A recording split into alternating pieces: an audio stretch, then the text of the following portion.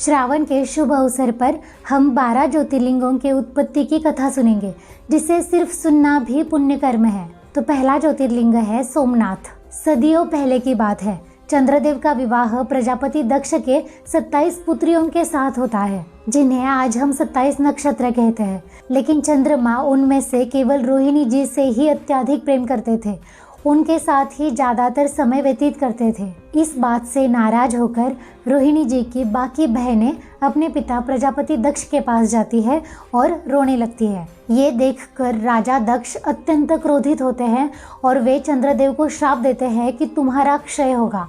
क्षय मतलब नाश होना। कुछ ही समय में चंद्रदेव का शरीर क्षीण होने लगता है, उनका पूरा तेज चला जाता है और वो बिल्कुल दुर्बल और कांतिहीन लगने लगते हैं। धीरे धीरे उनका पूरा शरीर रोगग्रस्त लग रहा था। ये देखकर देवता चिंतित हुए। तब मुनिश्रेष्ठ नारद चंद्रदेव के पास आते हैं और उनसे कहते हैं कि आप प्रभास क्षेत्र में जाइए और वहाँ पे भगवान शिव की आराधना करिए, वो आपको इस संकट से मुक्त कर देंगे।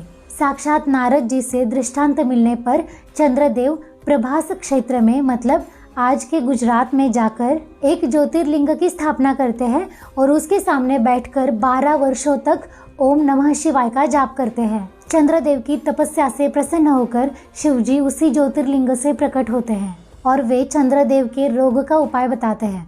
शिवजी कहते हैं कि हे सोमदेव, प्रजापति दक्ष का श्राप अमोघ है, वो झूठा नहीं हो सकता, इसलिए तुम कृष्ण पक्ष में क्षीण होते जाओगे और शुक्ल पक्ष में पूर्ण रूप में रहोगे। इस चक्र को लोग चंद्रकला कहेंगे। तब से चंद्रमा हर पखवाड़े में घटते और बढ़ते हैं, जिसे आज हम अमावस्या और पूर्णिमा कहते हैं। जहाँ चंद्रदेव रोगों से मुक्त हुए, जहाँ उनका संकट दूर हुआ, वो गुजरात का महाज्योतिर्लिंग चंद्र के नाथ अर्थात सोमनाथ कहलाया। सोमनाथ महादेव के दर्शन मात्र से आपके सभी रोग, कष्ट, दुख दूर हो जाते हैं। ये कथा शिव पुराण के कोटि रुद्र संहिता में और स्कंद पुराण के प्रभास खंड में बताई है।